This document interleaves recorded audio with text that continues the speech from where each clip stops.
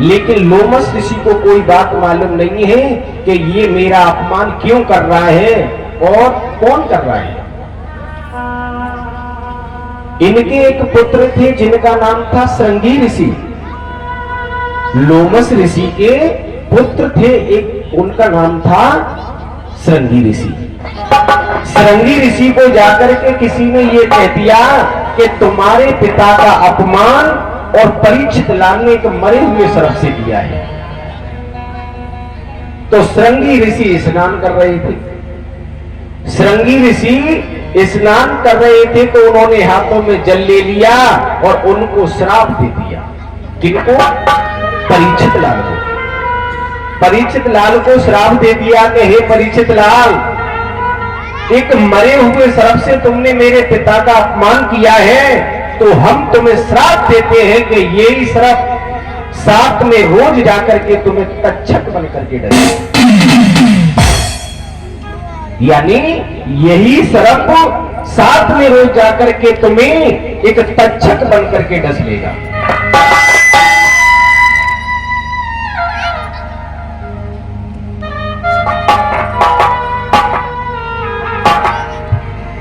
परीक्षित लाल को कुछ नहीं मालूम है कि मुझे श्राप लग गया है। परीक्षित लाल जब अपने घर पर पहुंच जाते हैं, उन्होंने जाकर के उस मुकुट को नीचे उतारा तो बुद्धि उसी जगह पर आ गई, क्योंकि अब तो कलयुग हट गया। जब सर से कलयुग हट गया तो उन्होंने ये सोचा कि भाई ये मैंने बहुत गलत किया है, एक संत का अपमान किया है। और संत का अपमान करना माताओं बहनों भाइयों अच्छी बात नहीं होती। जिस किसी ने भी संत का अपमान किया है उसका सर्वनाश हुआ है। बताया भी गया है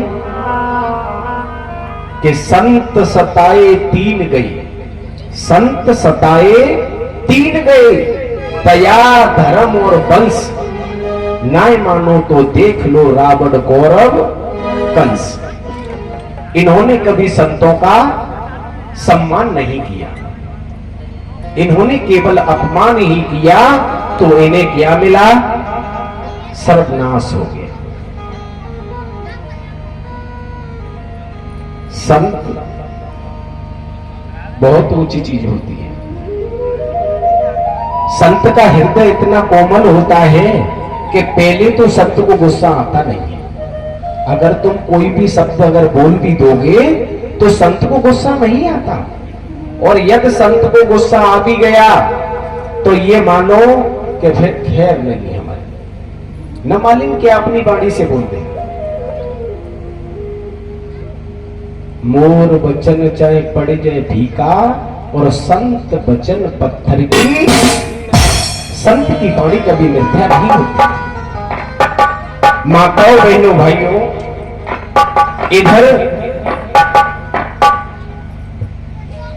परीक्षित लाल सोचने लगे कि भाई ये हमने गलत किया है और हम उन्हीं संत के पास में जाएंगे, उनसे माफी मांगेंगे, हमने ये गलत किया है।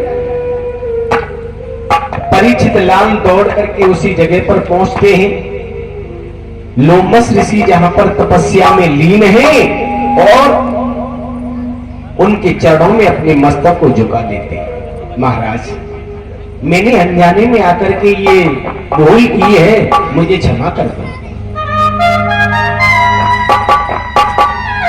लोमस ऋषि कहने लगे हैं, बेटा ये मैं भी जानता हूं कि तूने जानबूझ करके मेरा अपमान नहीं किया है।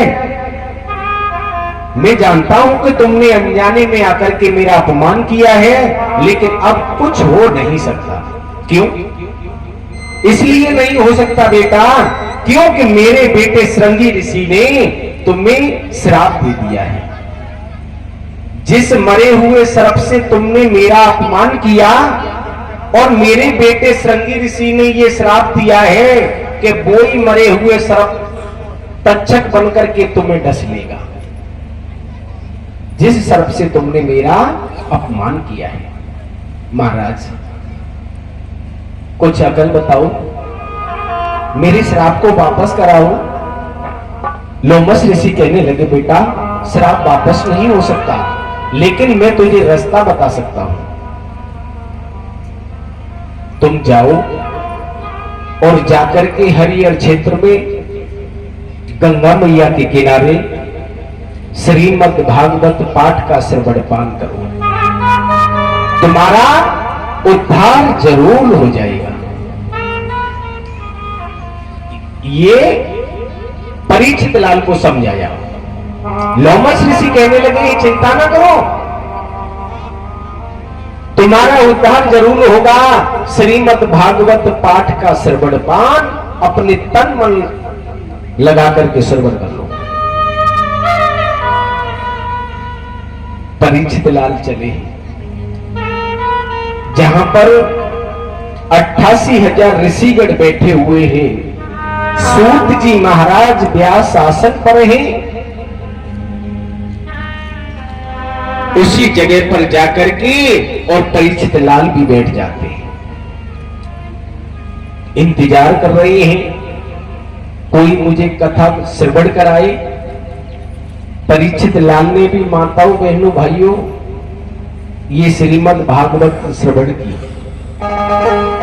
उनका उद्धार हो गया।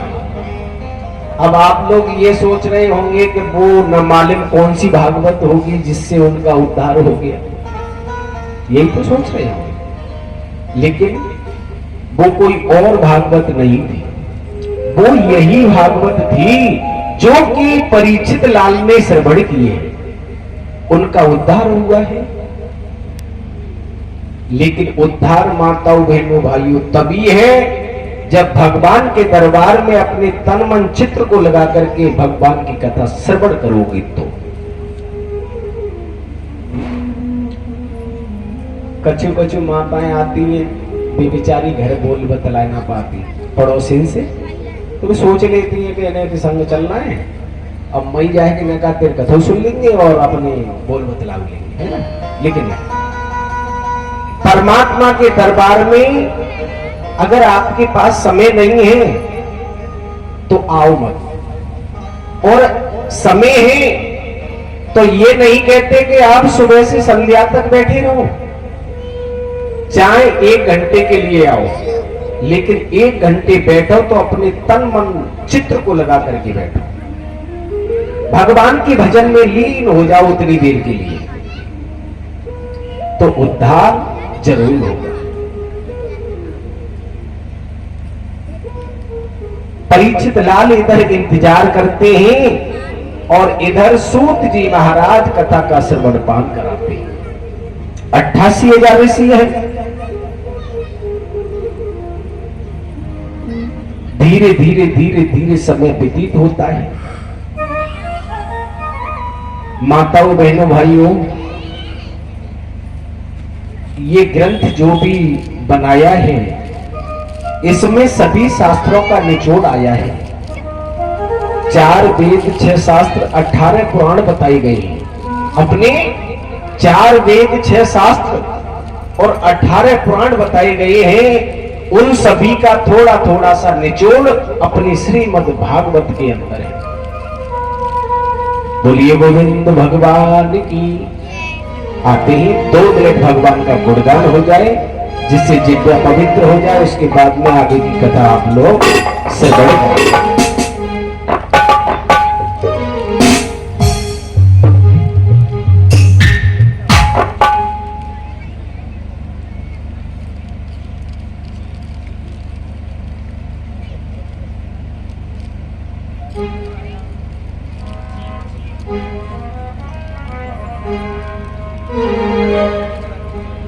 आते हैं सभी माताएं बहनें भाई बहन 2 मिनट गुणगान करेंगे।